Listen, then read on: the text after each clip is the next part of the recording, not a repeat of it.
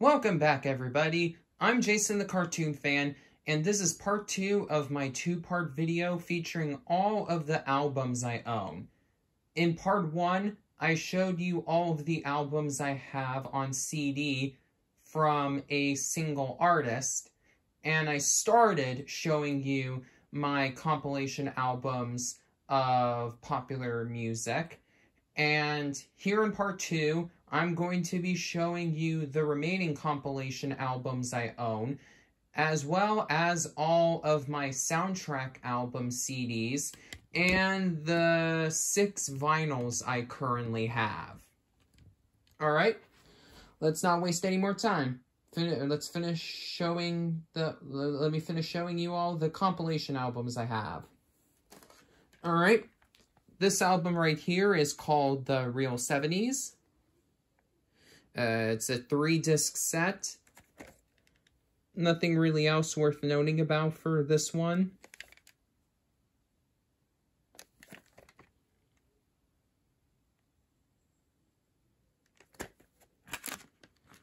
Here is disc 1, disc 2, and disc 3. And here is the little booklet.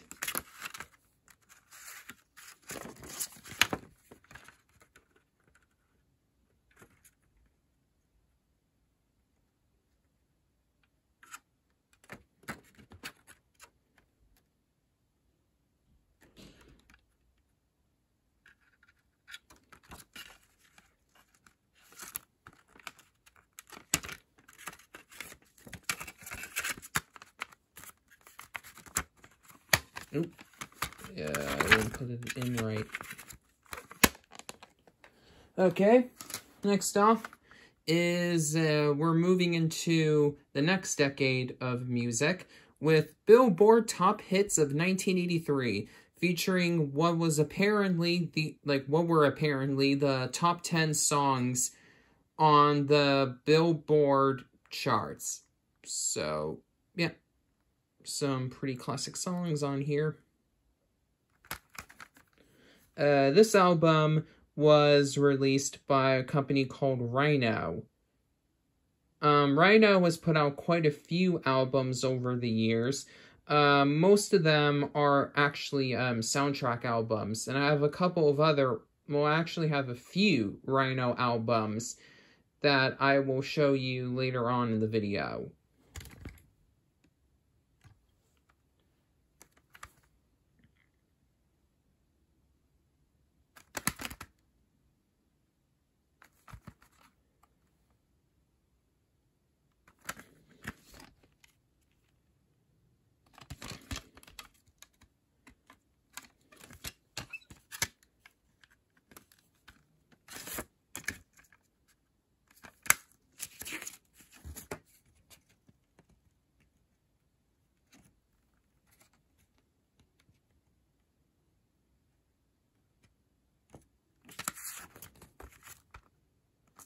It's cool that the booklet had some general information about the most popular things that were going on that year. Alright, unfortunately, this album right here is missing its front cover. It was like that ever since I purchased it, but the CD itself is in a good condition. Modern Rock, the Cool 80s. This is another Time Life compilation. And I know that this is a retail release because it says so right here. This special edition of Modern Rock is now available in stores for the first time. It is based on the version that's seen on TV.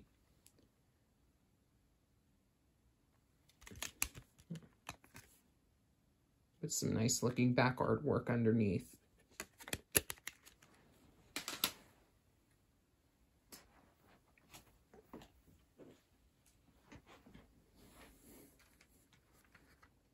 The next album is a very peculiar release, Drew's Famous 70s Songs. For those of you who are unaware of this musical con artist studio, Drew's Famous is a company responsible for chucking out CDs featuring popular song covers by their in-house music group, The Hit Crew. For years, their albums have filled out whatever space was left over at party stores in an attempt to fool the gullible and impulse buyers into thinking that they're getting a collection of really good songs to play at one of their upcoming parties for a really good price. That is, until they take a closer look at the packaging and discover the fine print reading, all newly recorded, digitally mastered music featuring the Hit Crew. Somehow, though, this extremely obvious form of manipulation worked. The oldest Drew's Famous album I've seen dates back to 2000, and the newest Drew's Famous album I saw has a copyright date of 2017. So somebody has to like these cover albums unironically. I always read the fine print, so I know these are marketing scams. But just the sheer existence of these CDs made me curious enough to want to have a couple of them in my collection. However, it turns out that it wasn't all money foolishly spent, as some of the Hit Crew's covers are actually really good. If I ever get the technology to do so, I'm considering on uploading my favorite tracks from the 3 Drew's Famous albums I own onto this channel to convince you that I'm not going crazy here. But in the meantime, let me show you the first of 3 Drew's Famous albums I own in greater detail. So, like I said, 30 Greatest 70s Songs. And, it's a 2 CD set.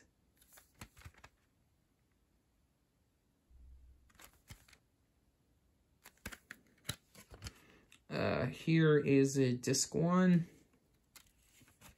and disc 2. And here's a little booklet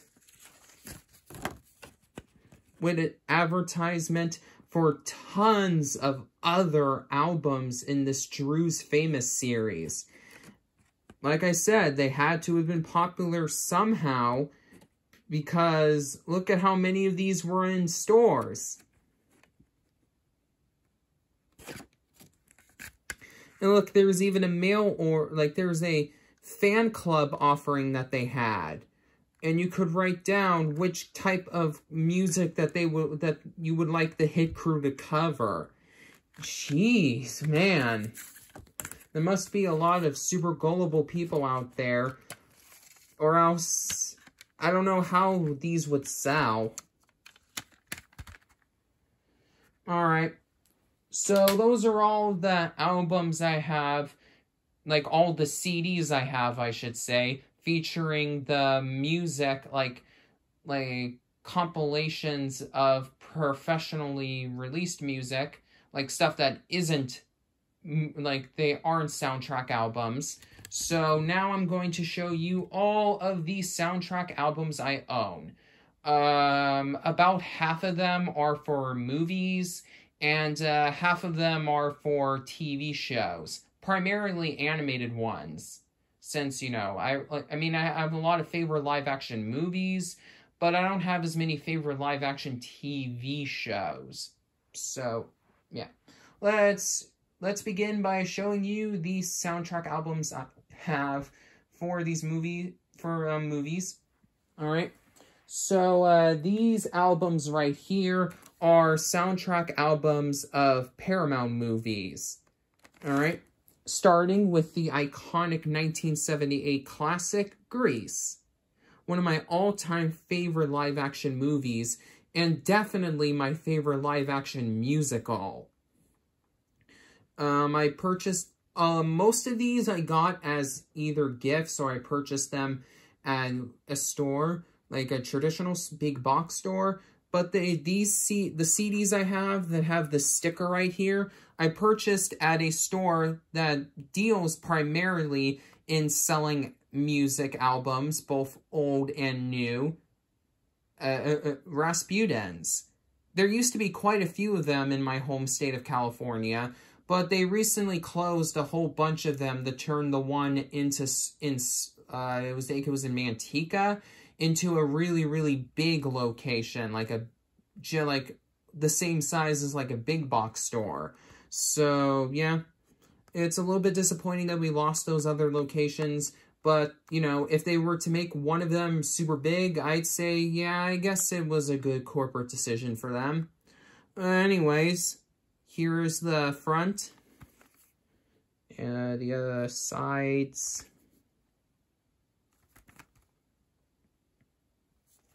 And the back. Unfortunately, the music, like the songs that are included on here, are not arranged in the order that they are presented in the movie, which is really frustrating. In fact, I'm actually considering on burning a homemade CD featuring the songs in the correct order. Here's the disc.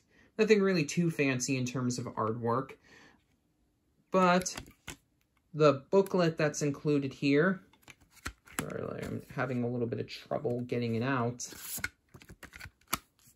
has a lot of really cool full color artwork from, like, the booklet has a lot of really nice looking full color photos from the movie, which is definitely a really nice feature. Although I feel like they could have used this space to list the song lyrics instead. You can see right over here that the songs are just listed by themselves with no lyrics printed. I don't know if this was like a good trade-off or not, but you know, it's nice that they included those photos in there. I'll give them that. Okay. Next off, I have the official soundtrack for another classic movie from the 20th century.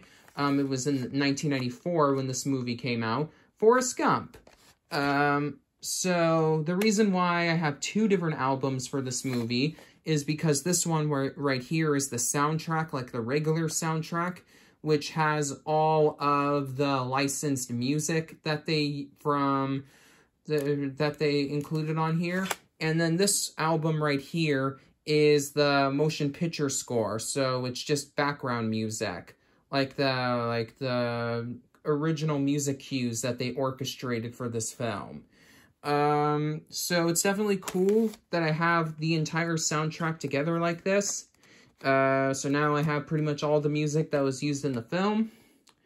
And of course, Forrest Gump is a classic. I mean, it did win the Academy Award for Best Picture.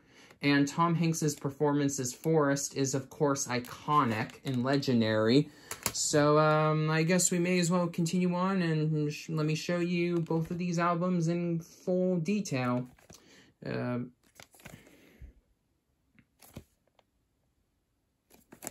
Says 32 American classics on 2 CDs. And when they say classics, they really do mean classics like the super oldies.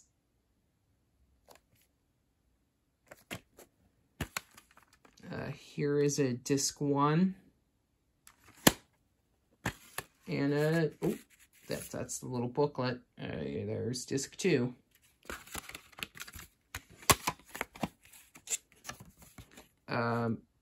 Some legal information for each of the songs.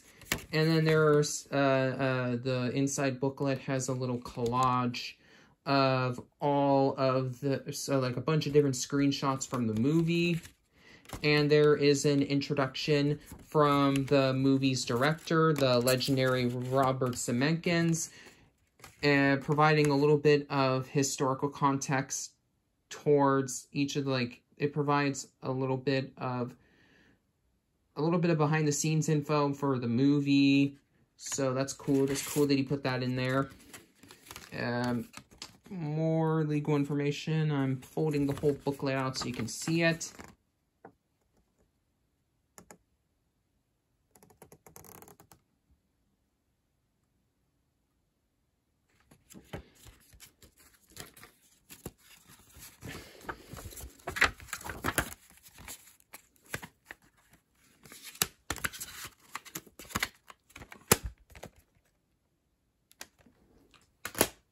Here is the motion picture score album, featuring the orchestrated compositions done for the film by Alan Silvestri, or however that last name is pronounced. This is another album I got at Rasputin's, as you can tell from the sticker.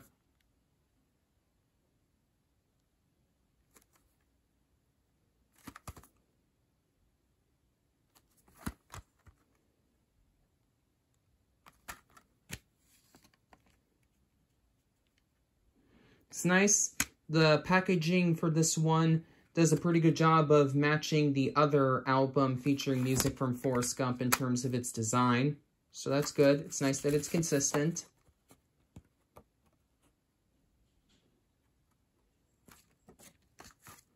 There's some more nice looking screenshots from the film on the back of the little booklet.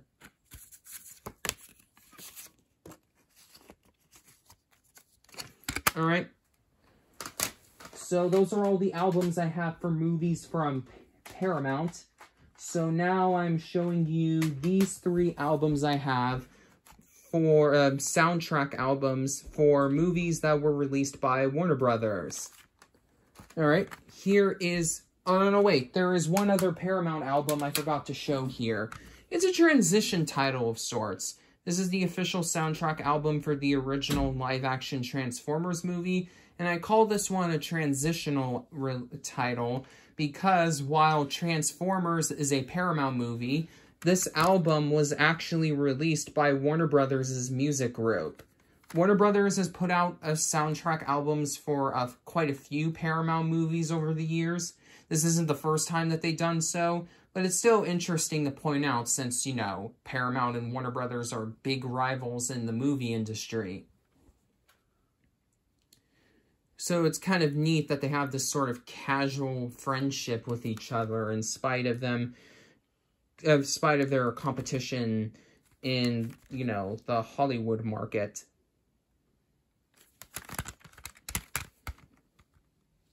See, there's WB's logo right over there. Here is the CD with some more nice-looking artwork. And the inside of the disc holder and the booklet have some more screenshots from the film. Again, always a nice feature.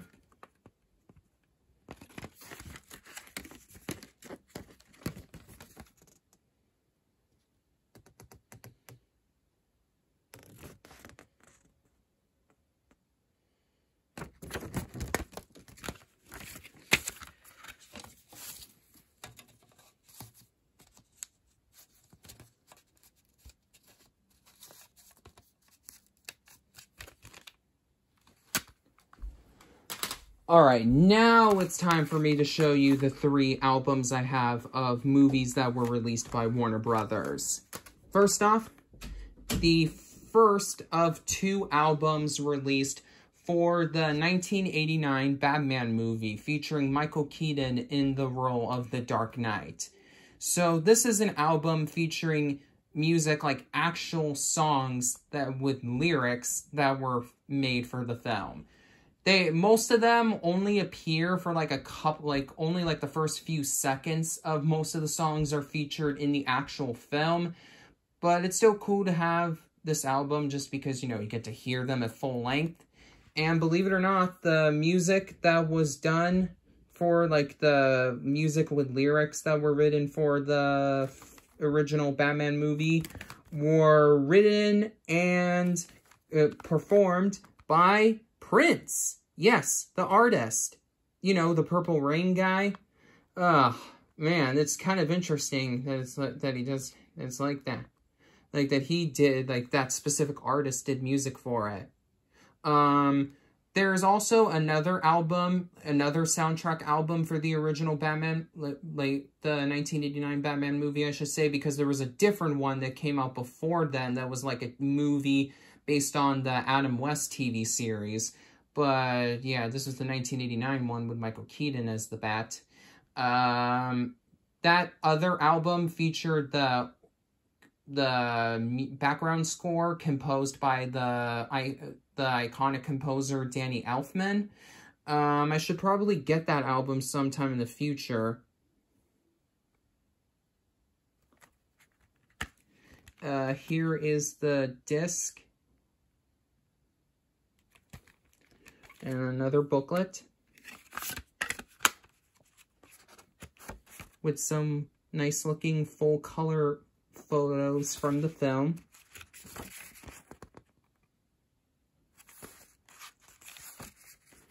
Oh, and right over there are the lyrics for each song. It's cool that they were able to include both of those things together here.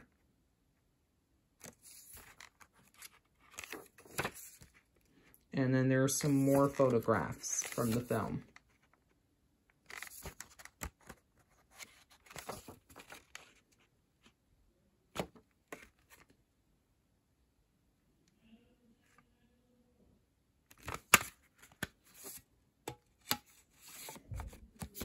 Okay, those are all the soundtrack albums I have of Warner Brothers stuff. So now, like, Warner Brothers movies, I should say. So now I'm going to show you the only soundtrack album I have for a movie that was released by Universal, Sing. I know this movie has kind of a mixed reception among animation fans, but I personally love it. Not the absolute best movie Illumination has put out. The Despicable Me trilogy holds that honor, but I think it's a pretty close follow-up when it comes to the best movies that Illumination has put out. I know that Illumination has kind of like a hatred among animation fans, but personally I've liked most of their movies. Hop being the only one that I just didn't really think that was that interesting. I mean, I didn't think it was like the worst movie ever. I just thought that, you know, it was pretty underwhelming. But, yeah. So, this is the soundtrack album for Sing. And,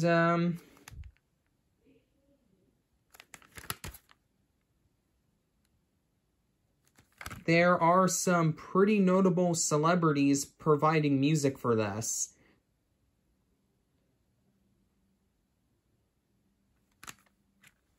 And here is the CD featuring my favorite character from the film, Ash.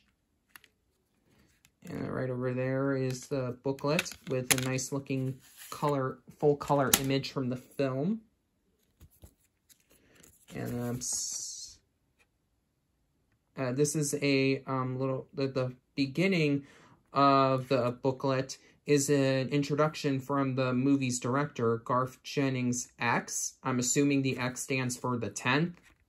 And some legal information for each of the songs, mixed in with some more nice looking color photos from the film.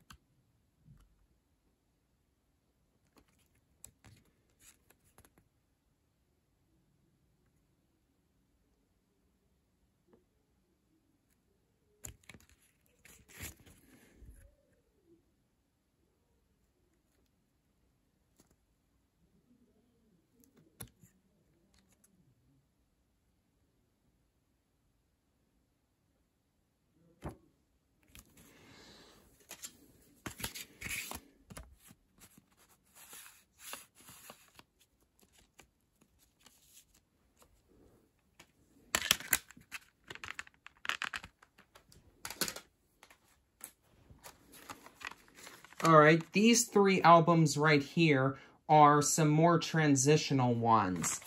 So these are soundtrack albums for movies that were distributed by, like, they were produced and distributed by Disney, but not under their main banner. The first album right here is for a movie that was released by Touchstone, the company's adult division. And then the other two albums are for movies that were made by Marvel. So I have these as sort of a transition between my soundtrack albums from other companies and my Disney soundtrack albums. So, because, you know, these technically are Disney albums, but you wouldn't automatically assume that when you take a look at these because, you know, Disney's logo is nowhere to be found on these. Alright, This is the soundtrack album for Good Morning Vietnam. I've never actually seen this movie before, but this album has a lot of really good music on it, and that's the reason why I purchased it. And I really should get around to watching this movie, though, because it features one of my all-time favorite live-action comedians, the late Robin Williams.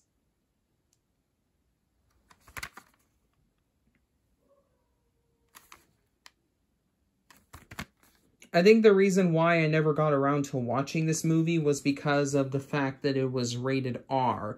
So I didn't really feel comfortable with watching it back when I first got this album. I just turned 18 a couple months ago, so I am old enough to watch it now. So I probably should soon. The booklet has some screenshots from the film. Don't really know the context behind them because, like I said, I've never actually watched the film before. And there's the Touchstone logo right over there.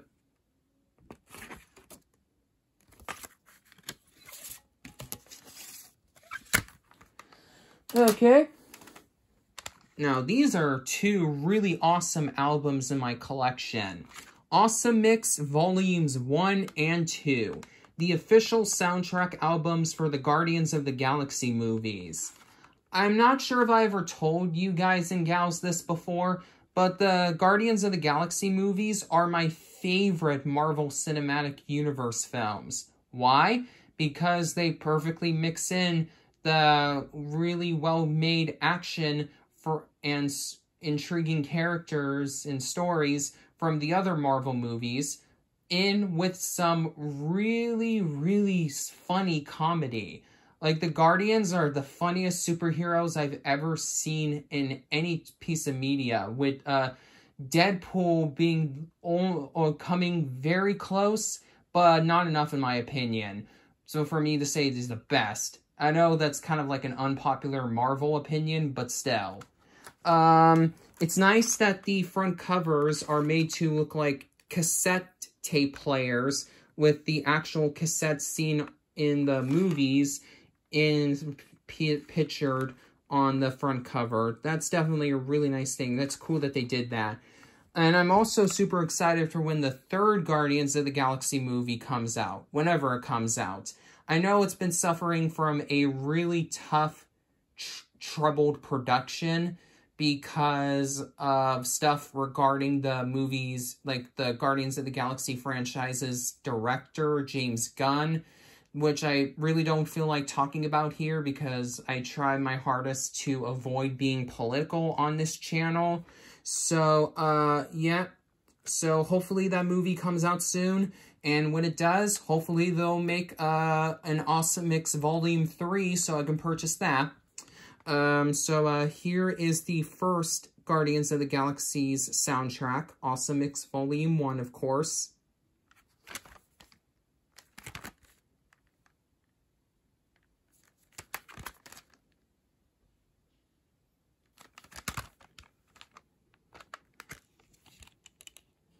And here is the disc.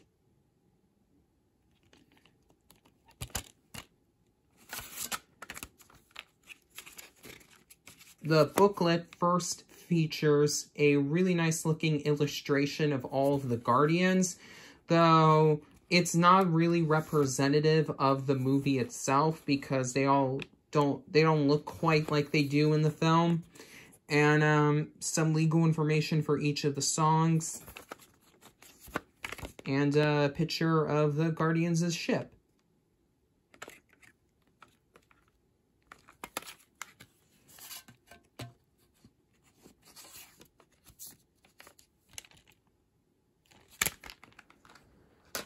Alright, so here is Awesome Mix Volume 2, the soundtrack for the second Guardians of the Galaxy.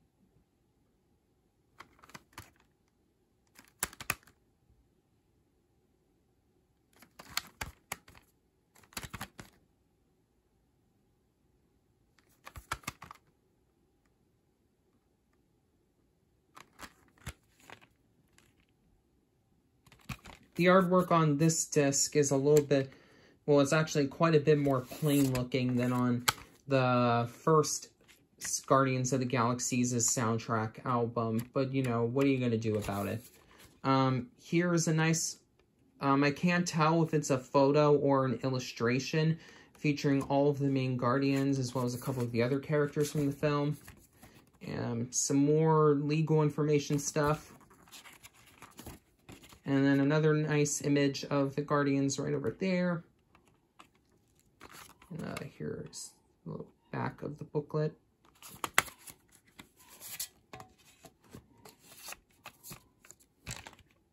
Alright, so now we've officially reached all of the Disney albums I have.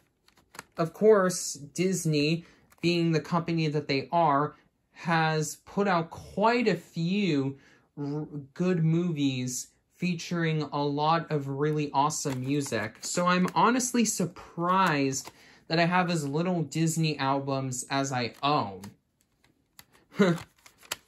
But anyways, so I have these Disney albums kind of organized into two separate categories. So these are basically best of compilation albums.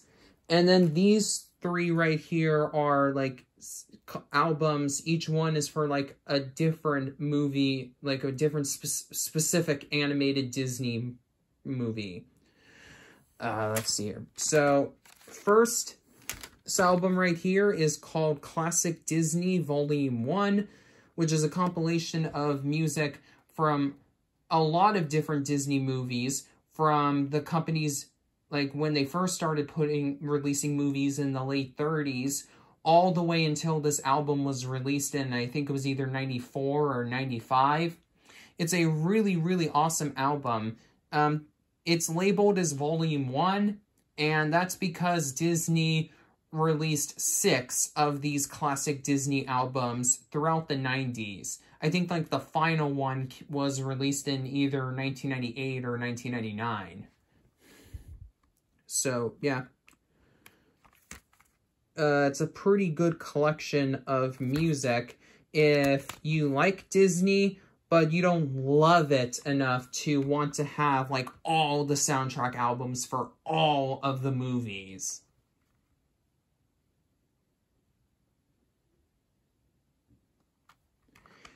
See, a lot of really iconic movies over here, including Aladdin, Beauty and the Beast, Mary Poppins. There's a song from the Disney Anthology series. There's, let's see, Peter Pan, Cinderella, Snow White, Fantasia, Bambi.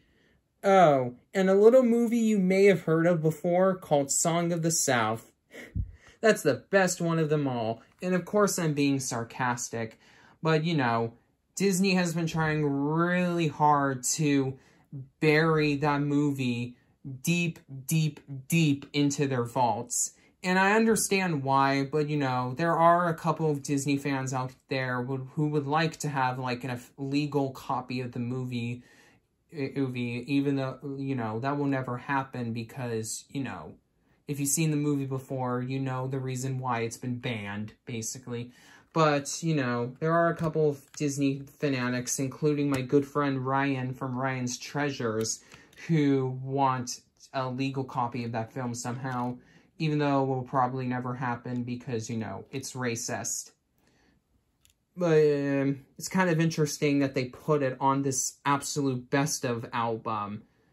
I mean, I know that it's the song that is considered relatively safe when it comes, like, the safest part of the movie, the Zippity Doo Dah, which is basically Disney's national anthem, but still. Yeah, right over there is some legal stuff. Okay, so it says 1995, it has a 1995 copyright date. So, yeah, this album was released in 1995.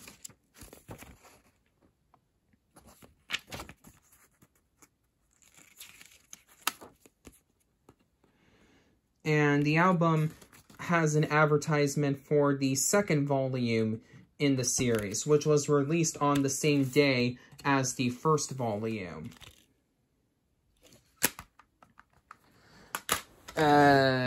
Here is Disneyland Remember the Moments, which is a souvenir album featuring music from the rides that were at the Disneyland Resort, including the Disneyland Park and Disney's California Adventure, that were opened when this album was released in 2006. Like, they were open at the time, including both, like, all of, like, the iconic attractions as well that were open back then, as well as a few not so iconic ones, as you can tell from the image of California Adventure back when the Ferris wheel still had a sun on it. Oh geez, California Adventure was a mess during its early years, but they've certainly got a lot better, even though the park doesn't have the California theme anymore. Like, it really lost a lot of its California elements. Though some might say that that was for the better, because, you know, of the abysmally poor quality the park had during its early years.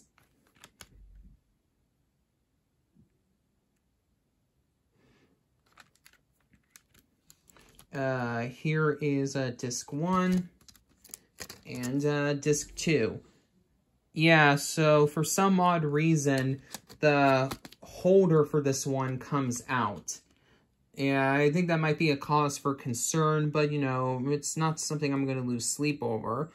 There's some nice full-color artwork from some of the rides that were around when this album was released.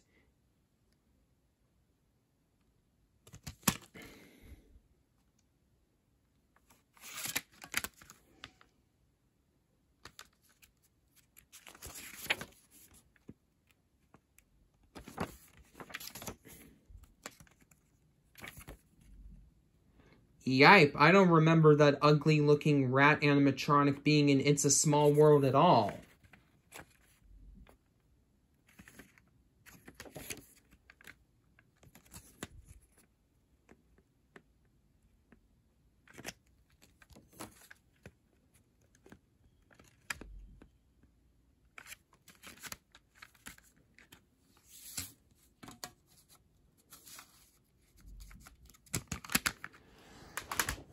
Finally, for my compilation Disney albums, Disney Pixar Greatest. Pixar doesn't really make musicals like Disney's main animation studio does, but their movies have some pretty good, like, each one of their movies have at least one really good, either like an actual song with lyrics or an instrumental track. So this album is basically, like, well, as the title suggests, all of the greatest ones from all the way up until this album was released in 2009. So, I actually purchased this at Barnes & Noble, if you can believe that.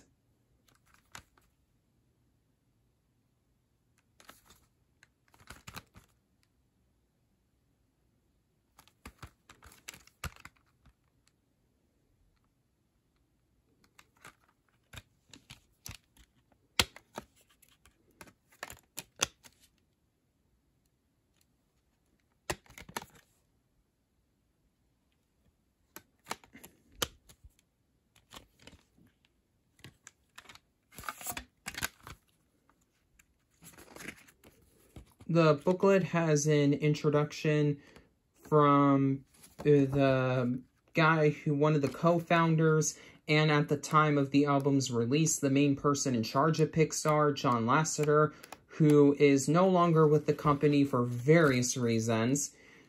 I don't feel like talking about them here because, like I said, don't want this channel to become super political. But anyways, the booklet has some really nice looking full color artwork featuring some of Pixar's most iconic characters, alongside the listing of each song, including who wrote it, the movie it originated from, and if it won any awards, which is cool.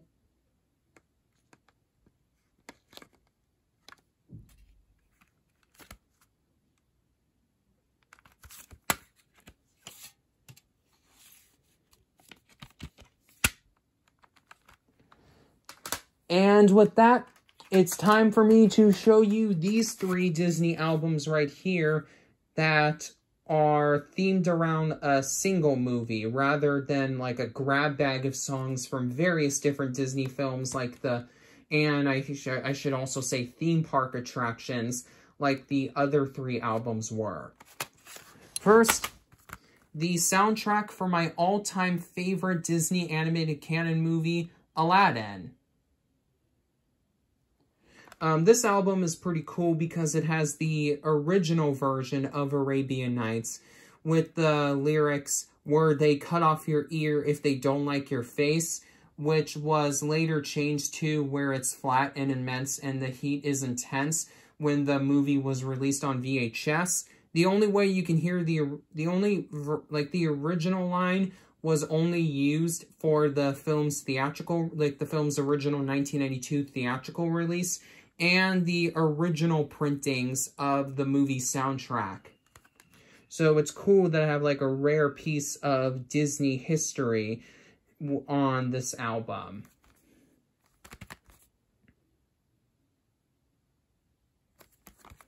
And you can tell that this was from when the movie was first released in 1992 because it features a whole bunch of different, like the back of it has a description having listing all of the big acts, but listing how great this movie is. And, you know, I agree. It's a really good movie. In fact, I actually have it on Blu-ray. Aladdin is also notable for being the very last animated Disney movie to have music co-written by the late Disney composer Howard Ashman, who sadly passed away from AIDS about 1.5 years before Aladdin was released theatrically. There's actually a documentary series about him called Howard on Disney+. I should really get around to watching that because Ryan's Treasures told me that it was actually really good.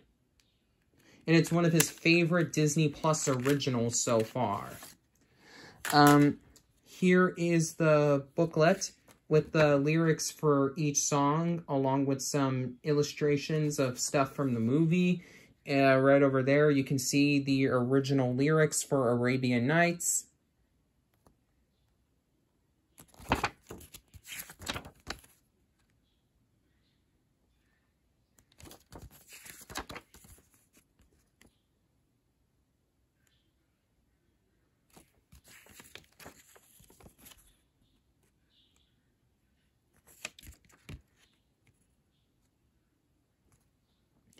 And right over there is an advertisement for other music-based Aladdin material merchandise that came out when the movie was first released.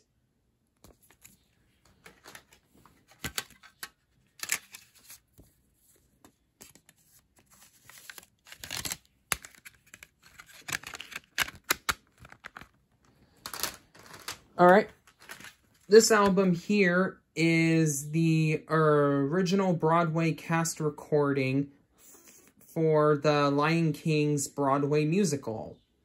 It's an interesting album. I guess I really didn't need this in my collection, but it was given to me as a gift. So, you know, more Disney albums, the merrier, I guess. This one is peculiar because it doesn't have like an actual booklet. You can see that the paper that they used for the front cover is flat.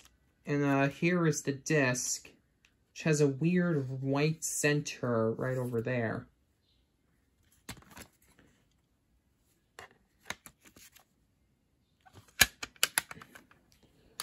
Finally, for the albums I have for Disney, like the Disney albums I have for a specific film. Song and Story, Toy Story 2.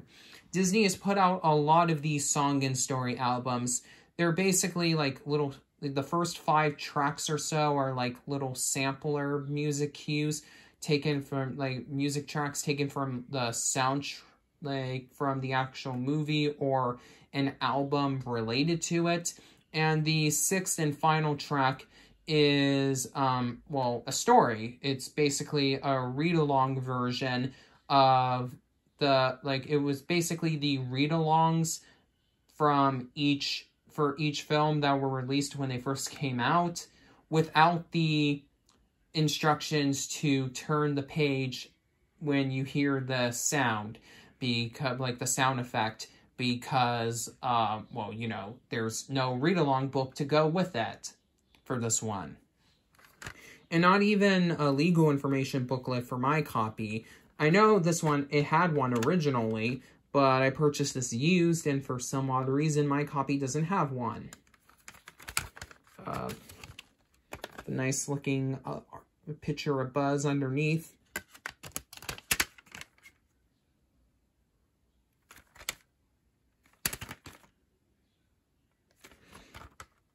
So this album here has a cover version of When She Loved Me from Toy Story 2, the normal version of Woody's Roundup, and 2 songs, Jessie the Yodeling Cowgirl and Cadets 2, that were taken from a Woody's Roundup album that came out, and I think it was either in 2000 or 2001. I remember I used to have that album when I purchased it at Disneyland, but when I was really little, but I don't remember what happened to it. Okay, so those are all my albums for, those are all my soundtrack albums of movies. So now it's time for me to show you my albums, like my soundtrack albums for TV shows. These next 3 albums are, to no long-time follower of mine surprise, my absolute favorite soundtracks in my collection. The 3 albums featuring music from The Simpsons.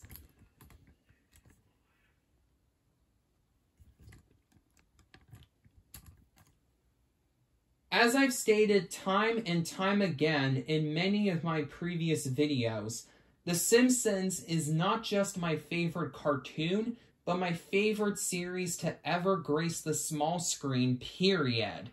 It may not be the masterpiece it used to be, but one aspect of the show that's managed to stay consistent over the course of its 32-year run is its good taste in music. I'm a huge sucker for cartoons with music provided by a live studio orchestra, and The Simpsons fits that quota to a capital T. Cartoons with orchestrated music were everywhere from the 1930s all the way through the early 90s, but began to die out once composers were able to produce good music using digital technology around the turn of the century. That's not to say that most cartoons don't use music effectively anymore. In fact, music is one of the absolute best aspects of both Phineas and Ferb and Steven Universe. It's just that the music in most modern cartoons lack that special Hollywood vibe found in the compositions of their predecessors. Today, The Simpsons is one of the only 3 American cartoons still producing new episodes that use a live studio orchestra for their music, with the other 2 being Family Guy and Animaniacs. I don't want digitally composed music to disappear from animation entirely. I would just like it to peacefully coexist with orchestrated music. Since Family Guy is currently 22 years old, and Animaniacs is a reboot of a show that's currently 28 years old, I seriously hope we get some more completely new cartoons with orchestrated music in the near future. The last one we got was Harvey Beaks, and that was 6 years ago, and it's not even producing new episodes anymore. Surprisingly, for a show that's been consistently producing new episodes for so long, The Simpsons has only had 3 different main composers during its time on the air. The legendary Danny Elfman, who also wrote the show's iconic theme song, was the show's composer during Season 1, or as I like to call it, the Jurassic era of The Simpsons.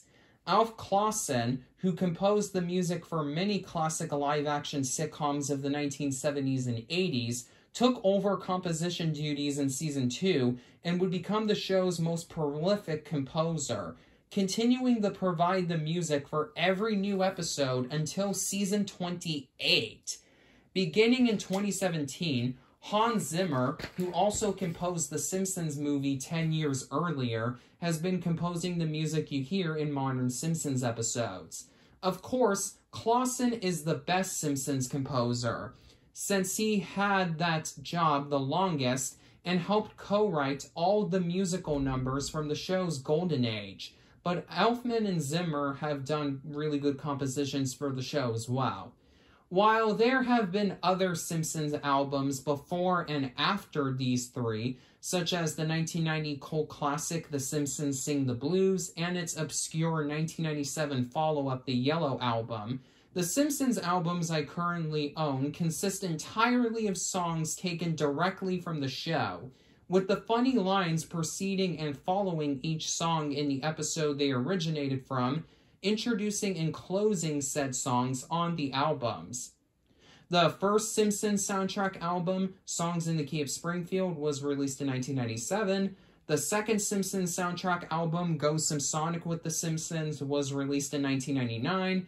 And the third, and so far also final Simpsons soundtrack album, Testify, named after a song that appears on the album, was released in 2007. All of these three albums are equally hilarious listens, and I definitely recommend them to any fan of the show. Testify is still in print and can be purchased new for only $5. The first two albums are out of print, but can still be purchased for a pretty good price, around $7 to $9, depending on where you look at, secondhand. Alright, now it's time for me to show you each of these three albums in greater detail. First, Songs in the Key of Springfield, which is the first of a few soundtrack albums I own that were released by Rhino.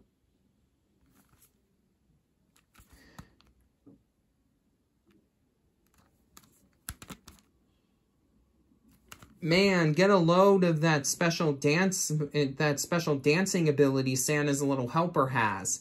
The only ever time we've seen him dance that well is one time was in a couch gag, and the other time was in a Treehouse of Horror segment. And neither of those were canon, so yeah. Right over there, it says that this compilation consists of music produced by Alf Clausen.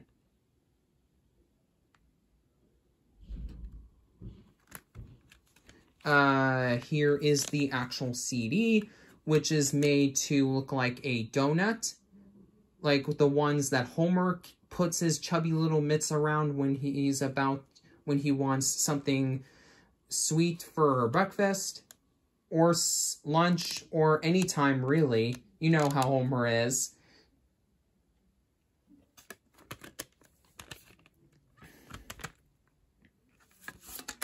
The booklet right over here, it provides a little it has an introduction from Matt Groening, the show's creator, about the creation of The Simpsons' iconic theme song. And we have a second introduction provided by Alf Clausen, talking about how he produced most of the songs that he composed for the show.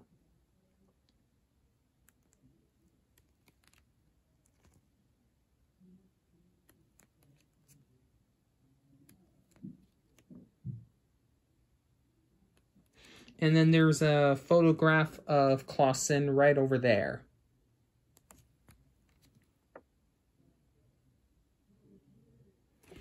One awesome thing about this album that's also in both of the other Simpsons albums that I own is that not only are the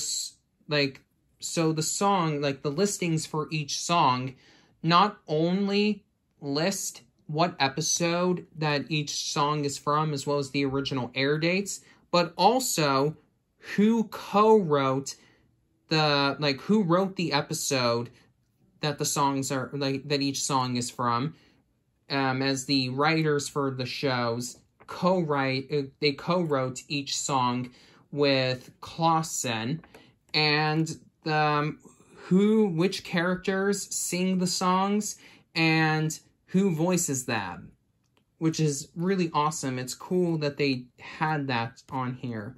It's a really nice feature.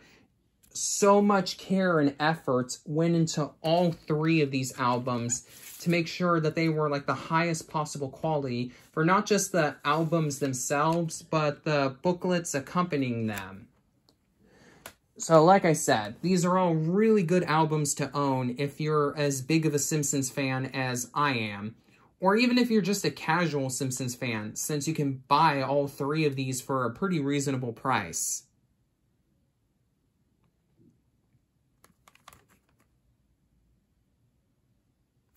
I like the Brady Bunch X artwork that's featured on here, with all the different squares featuring one of the show's many side characters, surrounding this nice full-color image of the entire main Simpson family.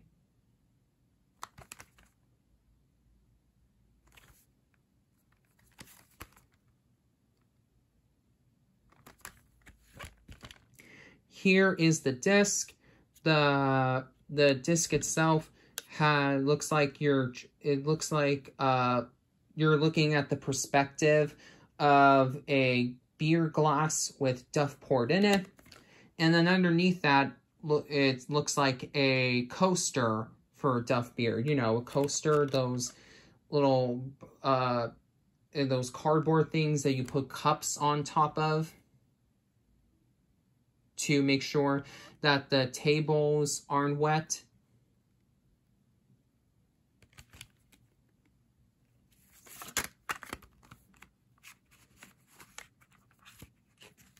Another introduction from Alf Clausen. And then this introduction here, the second one, is from the person in charge of the media relations at Rhino, David Dorn.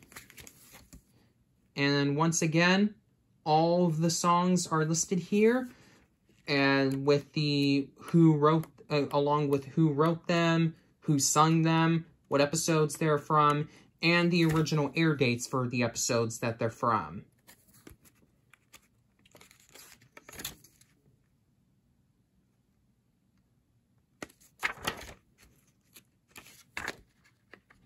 And then another nice looking photo. I think it's actually the same photo, just enlarged, of Clausen.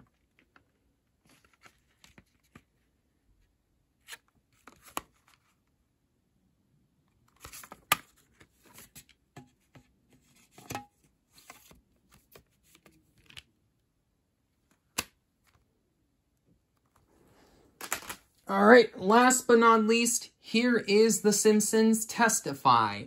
The first 2 Simpsons albums were released by Rhino, but unfortunately the company shut down a couple of years after those were released, so they were unable to put this one out to the market. So instead, this album was released by Shout Factory of all companies. I didn't know that they released albums before I discovered this Simpsons soundtrack album, because I've only ever seen, like, the DVDs that Shout Factory has released.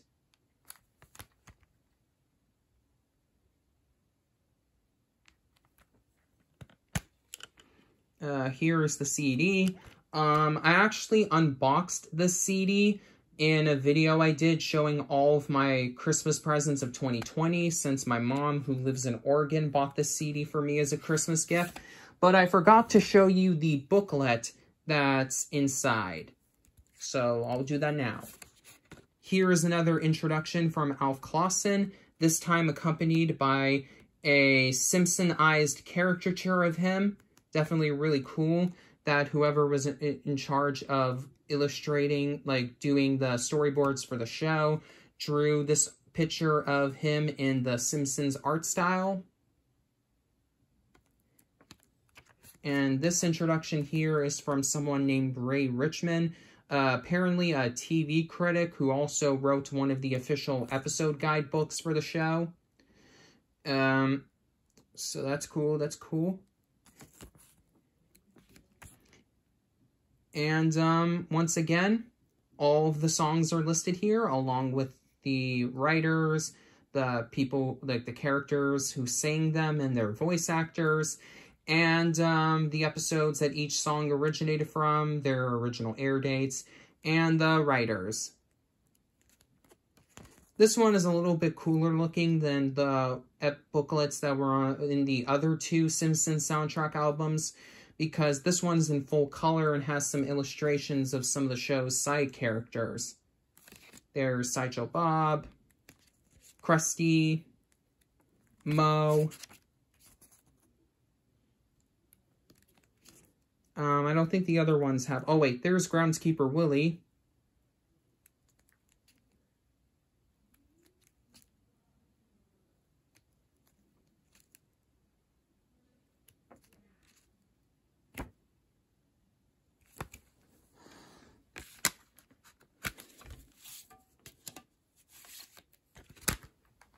Alright, now it's time for me to show you the other cartoons albums I own.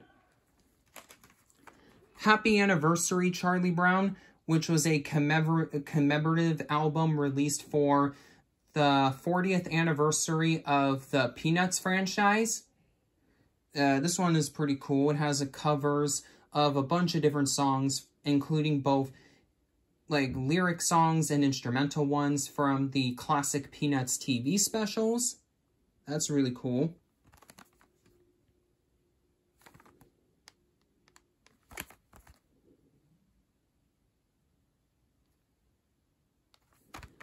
And the back of the album has a really nice looking full color art, like a piece of art featuring the entire Peanuts gang. There's Charles Schulz's signature right there. I think he drew this because he draws almost all, like, until he passed away in 2000, he drew all of the promotional art used for the Peanuts franchise for the merchandise that came out.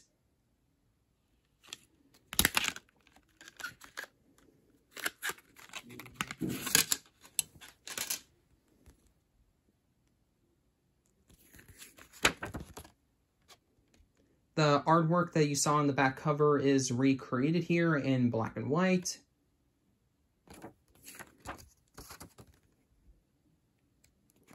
Some legal information again. And then here is an introduction from one of the co-producers of the Peanuts TV specials, Lee Mendelson. And then another introduction from an artist named Larry Rosen.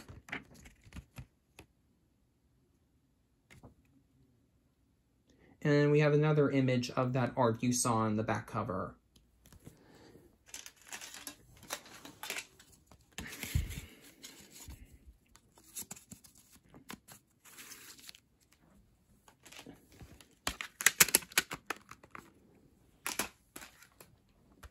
Next, SpongeBob's Greatest Hits, a compilation album that was released in 2009 for SpongeBob SquarePants' 10th anniversary.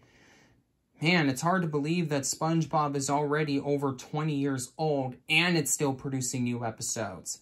Well, then again, The Simpsons is still producing new episodes, so I guess I shouldn't be too surprised that SpongeBob is still producing new episodes, considering how popular it's been. I've always been a really big SpongeBob fan, so this is definitely a pretty neat little album to have, since it's a commemorative anniversary collection, though its status of it, like the title indicating that it's all of the greatest songs from the show, is a little bit questionable, since it features a song from the infamous made-for-TV SpongeBob special, Atlantis SquarePants, and it's missing Sweet Victory from the very best SpongeBob episode, Band Geeks. What kind of crack logic is this, Nickelodeon? Who did you survey when it came to, like, thinking which one of these songs are the best? So these are the songs that are on here. The theme song, of course. The Goofy Goober song and the Goofy Goober Rock from the original SpongeBob movie. The Fun song from Fun. The Campfire song from the camping episode. Ripped Pants from the episode of the same name. Where's Gary, which is actually a deleted song from Have You Seen the Snail. It was essentially replaced by a song that appears later in this album, Gary's Song, aka Gary Come Home. My Tidy Whities, which is an original composition done for an album called The Best Day Ever, not to be confused with the episode of the same name. Doing the Sponge from the episode The Chaperone. Stadium Wave from Jellyfish Jam.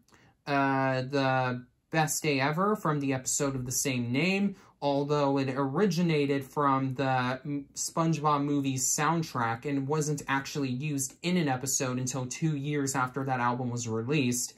Idiot Friends from Pest of the West, and yeah, and there are some bonus tracks.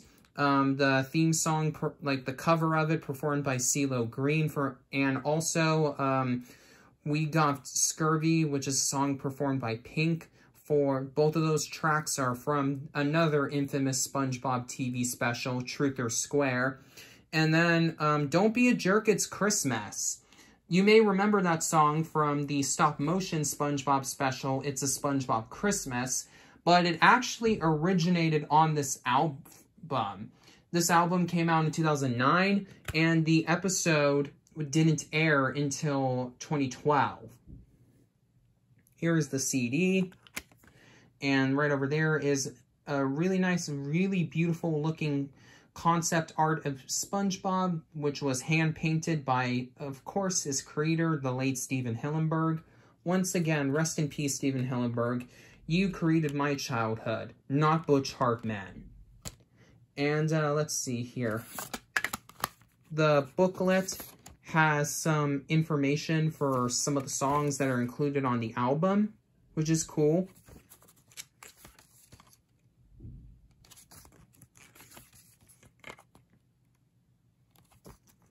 There are some storyboards for Ripped Pants. It's cool that they included that on there.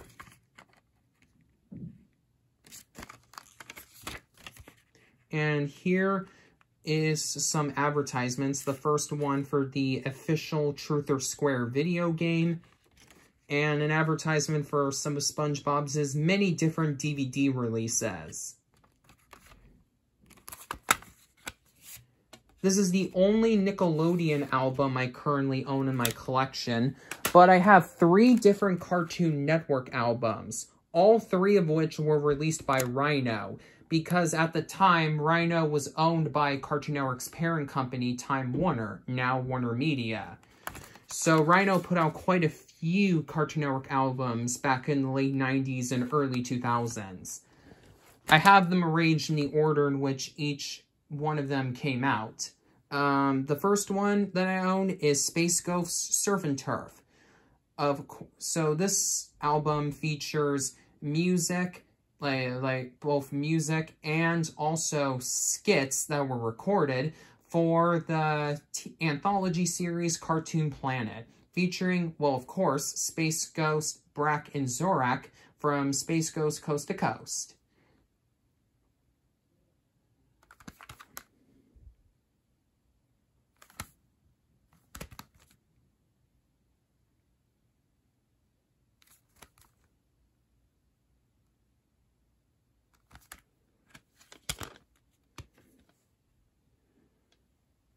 Here's the disc featuring all 3 members of the main trio. And right, some nice looking artwork underneath.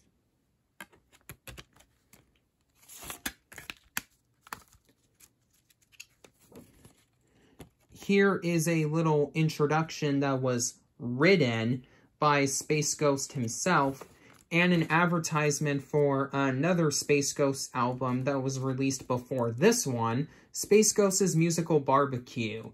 I probably should get around to purchasing that album sometime soon.